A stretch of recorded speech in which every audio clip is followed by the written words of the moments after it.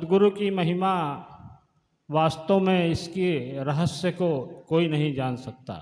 कैसे करती है, इसका असर कैसे होता है, ये सब हमारे समझ के परे है। सतगुरु जो है किस तरह से कल्याण करते हैं, किस तरह से संगत में आप सबको बुलाते हैं, ये सब संतों का और सतगुरु का रहस्य है। संतन के मन रहत है सबके हित की बात, घट घट देखे अलग को पूछे जात न पात। ये संतों का, ये सद्गुरु का पहचान होता है। कब कैसे आपका कल्याण करेंगे ये यही जानते हैं।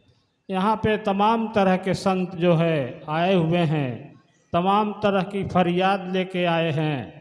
कोई तन दुखी, कोई मन दुखी, कोई धन से है उदास, थोड़े थोड़े सब दुखी, सुखी हरि का दास। जो इनके शरण में आ गया वही सुखी है, बाकी तो सारा जो है ये दुख का चक्कर चल ही रहा है। कल बाबा जी, बाबा त्रिलोकीनाथ जी जो गद्दी पे विराजमान हैं, इस एक का दीदार कराएंगे, इस परम पिता परमेश्वर का जो है दीदार कराएंगे। वो संत बड़े बड़भागी होंगे जो इसको देखने के, इस रहस्य को समझने के चक्कर में आए हैं। बाकी जो इधर उधर की तकलीफ़ों के चक्कर में पड़े हुए हैं उनके ऊपर भी ये कृपा करेंगे। लेकिन मेन उद्देश्य है मेरा, हम सबका जो प्राइमरी जो है पकड़ है वो ये होनी चाहिए, ये ईश्वर जो है जो हर जगह बोलते हैं, हर ग्रंथ बोलते हैं कि हर जगह जो है विद्यमान है, प्रेजेंट है, कण कण में मौजूद है। ये कैसा दिखता है, ये कैसा है, तो इसका जो है दीदार कल सुबह आपको होगा। और जब इस रहस्य को आप जान जाएंगे इनके माध्यम से, तब आप जो है इन्हीं की श्रेणी में आ जाएंगे। और संत कहते भी हैं कि एक को जानो, एक को मानो और एक हो जाओ।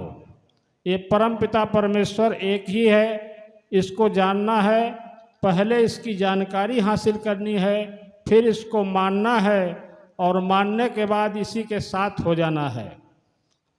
यूँ तो रावण भी कहता था एको अहम द्वितीयो नास्ति न भूतो न भविष्यति। एक मैं ही हूँ जो आज भी हूँ और कल भी रहूँगा, मेरे समान कोई नहीं है। लेकिन उसको भी अहंकार हो गया था। उस अहंकार की चपेट में आ करके वो सारा का सारा अपना सत्यानाश करा लिया, अपनी प्रजा का भी और स्वयं का भी। लेकिन इस एक को जानने के लिए कल बहुत ही शॉर्टकट में एकदम से सीधे रास्ते से आपको जन्माया जाएगा। और ये इसी एक को लेकर के, इसी एक को जानने को लेकर के तमाम तरह के विवाद हैं, तमाम तरह के जो है उलझने हैं, कन्फ्यूजन हैं। कई लोग जो है इसको मिसरूट कर देते हैं। लेकिन ये सीधा साधा परमात्मा है, आपके समक्ष हाजिर नाजिर है। लेकिन जो है दिखाने वाला जब मिल जाता है, इसका भेदी मिल जाता है, तो तुरंत मिल जाता है नियरे सूझत नहीं, धिक धिक ऐसे जिंद, तुलसी इस दास इस जग को भयो मोतियो बिंद। सारा जो है अंधकार में पड़े हुए हैं हम लोग, बिल्कुल पास में है लेकिन इसको देख नहीं पाते हैं। एक छोटे से दास दृष्टांत के माध्यम से आपको इसके बारे में साझा करना चाहेगा कि एक जो है अंधों के गांव में, एक अंधों का गांव था, वहाँ पे जो है एक महावत हाथी लेके पहुँचा, घंटी बजने लगी, सारे अंधे जो है चबूतरे पे इकट्ठे हो गए और उस जो है हाथी को मैं भी देखूंगा, हाथी को देखूंगा, हाथी आया, हाथी आया, हल्ला होने लगा। सारे के सारे वहाँ पे इकट्ठे हो गए उस चौपाल के पास में। महावत बोला कि तुम लोग आँख तो है नहीं, कैसे देखोगे? बोला अगर देखेंगे नहीं तो जानेंगे, टच करेंगे, हाथ के माध्यम से देखेंगे, स्पर्श करके देखेंगे। महावत ने हाथी बैठाल दिया और सारे अंधे उस पर लिपट गए। किसी ने सूंड पकड़ लिया, किसी ने पाँव पकड़ लिया, किसी ने कान पकड़ लिया, कोई पीठ पकड़ लिया, कोई पूँछ पकड़ लिया। सारे के सारे इस तरह से एक ग्रुप में जो है जिसको जो मिला वो पकड़ लिया और जो है उसी को समझने लगा। जिसने सूंड पकड़ा वो सोच रहा है हाथी एक जो है दरख्त के माफिक, एक पेड़ के माफिक होता है जो खुरदरा होता है। जिसने कान पकड़ा उन्होंने ये मान लिया, उस ग्रुप ने ये मान लिया कि हाँ हाथी एक जो है सूप की तरह होता है जो अनाज पछोड़ने के काम आता है। किसी ने जो है पीठ पे जाके पीठ पे बैठ गए, पीठ को पकड़ लिया। वो उसने ये सोचा कि हाथी एक चबूतरे के तरह होता है और वो चबूतरा ही मान के बैठ गए। कोई पूँछ पकड़ लिया कि हाथी एक जो है पेड़ की शाखा के तरह होता है और उसको जो है वही मान के बैठ गए। तो इस तरह से जो है कोई पैर पकड़ लिया तो वो सोचा हाथी एक जो है पिलर के माफिक होता है, एक स्तंभ के माफिक होता है। तो सब जो है सब पकड़ लिए। महावत बोला सब ने देख लिया हाथी, सब ने समझ लिया, बोले हाँ हाँ ठीक है। अब महावत हाथी लेके चला गया महापुरुषों। उसके बाद जो है वहाँ पे सब जो है जो जिसने पकड़ा था उसी को लेकर के जो है हो हल्ला करने लगे, हाथी ऐसा है, हाथी वैसा है, जिसका दास ने वर्णन किया। अब उस चक्कर में लेकर के जो जिसने पाया ही नहीं था, जो कान पाया था वो कान का बखान कर रहा था सूप का, जो उसका पीठ पाया था वो पीठ का बखान कर रहा था। सब में आपस में झगड़ा हो गया, सब आपस में लड़ने लगे, मार पिटाई हो गई, फुटौवल हो गया, खून निकल गया, सिर्फ इस ये जानने के लिए कि मैंने ये पाया, मैंने वो पाया, अलग अलग भ्रांतियां बन गई सबको।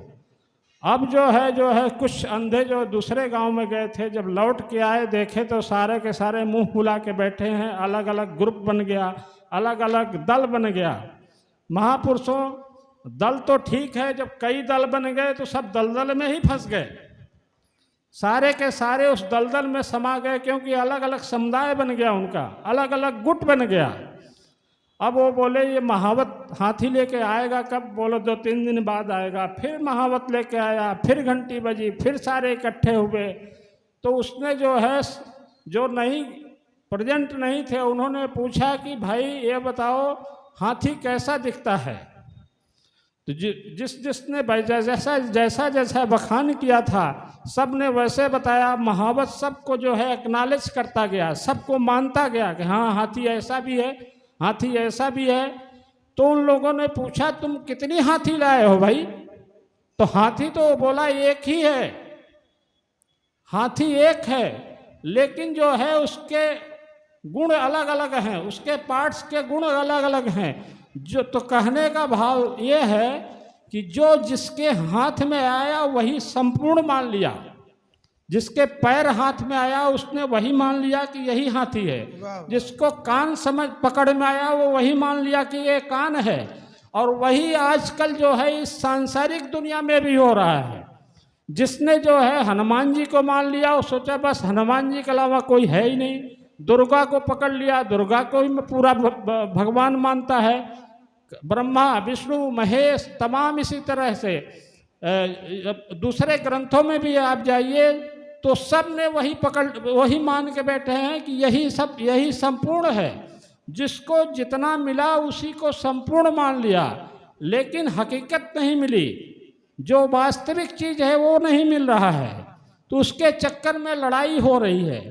तो सतगुरु का भी यही संदेश है कि महापुरुषों इस एक को जानो जो कि संपूर्ण है, एक को जानो, एक को मानो और एक हो जाओ। पहले इसको जानो, फिर इसको मानो, और फिर जब इससे तसल्ली हो जाए तब इसके संग हो जाओ। और आज यही जो है संदेश भी यही है कि जो है दो नयनों का ये संदेश, यह भी देख और वह भी देख, देखत देखत ऐसा देख कि मिट जाए दुविधा रह जाए एक। आपका जो है भ्रम खत्म हो जाए, आप जो है सांसारिक दुनिया में जो उलझे हुए हो, इधर उधर के पाए हो, जितना जिसको मिल रहा है वही संपूर्ण समझ रहा है, लेकिन इसको पाना अंदर का विषय है। जब आप अंदर की यात्रा करोगे ये जो है मोड़ देते हैं। आप जो है संसार में चल रहे हैं, जब एक ज्ञान देते हैं तो आपको अंदर की ओर मोड़ देते हैं। अंदर की ओर मोड़ देते हैं, कैसे मोड़ते हैं? दिव्य चक्षु देते हैं। दिव्यम ददामि ते चक्षु पश्चिमे योग में सरह। मैं तुमको जो है, तुम मुझे इन कर्म चक्षुओं से नहीं देख सकते हो। कर्म चक्षुओं से तुमको ये संसार ही दिखेगा, मैं नहीं दिखूंगा। मैं मतलब ये निराकार पार ब्रह्म परमेश्वर। ये गीता में श्री कृष्ण अर्जुन को समझा रहे हैं। न तुम आसक्त से दिष्टम न स्वचक्षुषा, तुम मुझे इन कर्म की दृष्टियों से नहीं देख सकते हो। तुमको देखना है तो मैं तुमको दिव्यम ददामि ते चक्षु पश्चिमे योग में सरह। तुमको मैं दिव्य चक्षु देता हूँ, जो कल आपको ये सदगुरु देंगे, बाबा जी देंगे। वो जब चक्षु मिल जाएगी तो आप अंदर की यात्रा करोगे। जब अंदर के दृश्य को देखोगे, इस परम पिता परमेश्वर को देखोगे, इस ज्योति को देखोगे, जो सारे के सारे सबके अंदर वही ज्योति है। एक ज्योति है सबके अंदर, नर है चाहे नारी है, ब्राह्मण क्षत्रिय वैश्य हरिजन, प्रभु की खलकत सारी है। ये सब सारा ब्राह्मण क्षत्रिय वैश्य हरिजन जो जितनी भी जातियां बनाई है सब मानव निर्मित हैं। पैदा तो एक इंसान हुआ है, लेकिन उसको धर्म में कर्मकांडों में हमने फंसा रखा है। ये धर्म के जो पाखंडियों ने फंसा रखा है। इस चीज को हटाने के लिए, इस भ्रम को मिटाने के लिए कल आपको इसका दीदार कराएंगे, जिस ज्योति का दीदार कराएंगे। यही ज्योति तो सबके अंदर है, हम अलग अलग मान बैठे हैं। ये ज्योति जो है, जब इसको जो है अंदर की ओर मोड़ते हैं, जब आपको दिखाते हैं, तब आपको लगता है अरे ये तो वही है जो आत्मा है, जो हृदय दशे अर्जुन तिष्ठ थी, जो हृदय में बैठी हुई है, उसी को और मोड़ देते हैं। इस दिव्य चक्षु के माध्यम से जब आप अंदर को देखते हो, इस विराट स्वरूप को देखते हो, जो कि इस परम पिता परमात्मा से आपकी आत्मा जुड़ी हुई है, तब आपका जो है सारा का सारा भ्रम खत्म हो जाता है। और भ्रम जब खत्म हो जाता है, तब आपको जो है ये पता लग जाता है कि मैं कौन हूँ, मैं कहाँ से आया हूँ, मैं कहाँ जाना है, मेरा डेस्टिनेशन क्या है, मेरा गंतव्य स्थान कहाँ है। यहाँ के बाद जब आप जो है वहीं पे जाना है, आपका डेस्टिनेशन पता लग जाता है, आपका घर पता लग जाता है, तो आपको जो है जीते जी मुक्ति हो जाती है। महापुरुषों, बड़ा ही चमत्कार है। बाबा शिवमंगल का दास जो है मुरीद रहा है, उनका शिष्य रहा है। बाबा शिवमंगल की बड़ी याद आती है। उनका चक्र सुदर्शन चलता है तो बड़े बड़े हिल जाते हैं। दास भी हिल गया था, दास के साथ भी वो खेल करते हैं। ये भी मुस्कुरा के बाण मारते हैं, ये भी खेल करते हैं। अब बाबा महताब की तो पूछना क्या, उनको जो है जिसने देखा होगा, जिसने जाना होगा, उनकी रंगत अलग ही थी। उनका जो है सब उनका सजाया हुआ ये गुलशन है। पूरे जो है फूल को चुन चुन करके उन्होंने एक माले में पिरोया है, और आज वही माला सब जो है एकत्रित होकर खुशबू दे रहे हैं। दास भी जो है कहीं बिखर न जाए, आप अपने माला में गुथ दीजिए, अपने संग मिला के रखिए। प्यार और सत्कार से बोलिए सद्गुरु भगवान।